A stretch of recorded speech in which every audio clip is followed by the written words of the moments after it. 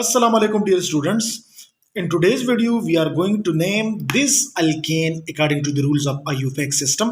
आज हम इस कंपाउंड को IUPAC सिस्टम के रूल्स को फॉलो करके IUPAC नाम देंगे. So we proceed as follow. IUPAC का फर्स्ट रूल हमें कहता है कि select the longest continuous chain of carbon atom in the given compound. So इस कंपाउंड में सबसे पहले हम ये मालूम करेंगे कि इसमें लॉन्गेस्ट कंटिन्यूस चेन कार्बन का कौन सा है. उसके लिए 1 2 3 4 5 6 7 ये चेन 7 कार्बन का है.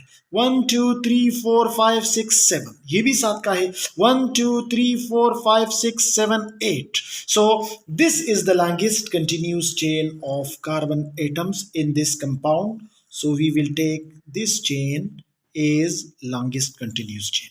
इसका मतलब है कि longest continuous chain हमेशा straight chain नहीं होता. ये कोई भी चेन हो सकता है longest continuous chain जिनमें continuously maximum number of carbon atoms हो. सेकंड रूल हमें क्या कहता है? Number the chain starting from the end near to the substituent.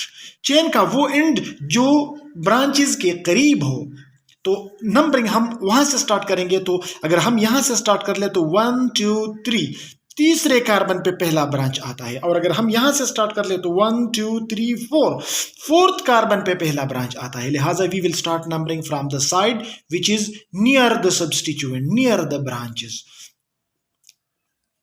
7 and 8 ये हो गया. नेक्स्ट रूल हमें क्या कहता है? नेक्स्ट रूल हमें कहता है कि name the longest continuous chain as a parent alkane.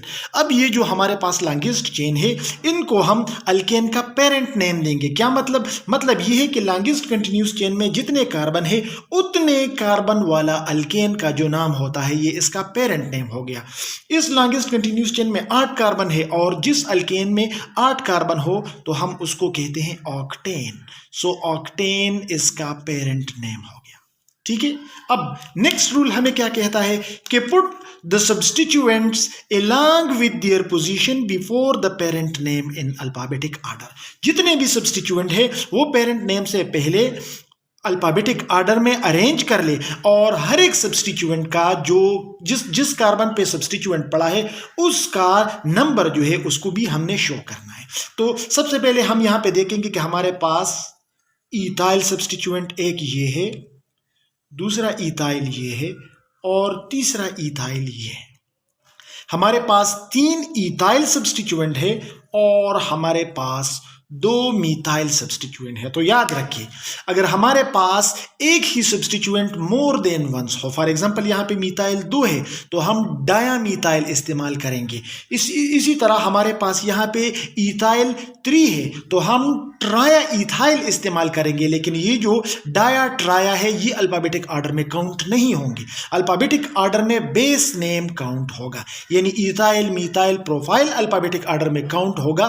Dia ट्राया tetra ये अल्फाबेटिक ऑर्डर में काउंट नहीं होगा. लिहाजा जो हमारे पास यहां पे ग्रुप्स है इथाइल जो कि ई से स्टार्ट होते हैं और मीथाइल जो कि एम से स्टार्ट होते हैं तो अल्फाबेटिक ऑर्डर में ई पहले आता है. तो हमने पहले जो हमारे पास 3 इथाइल है तो हमने इसको लगाना है. उसके बाद 2 मीथाइल है हमने उसको लगाना है along with the position of carbon on longest continuous chain.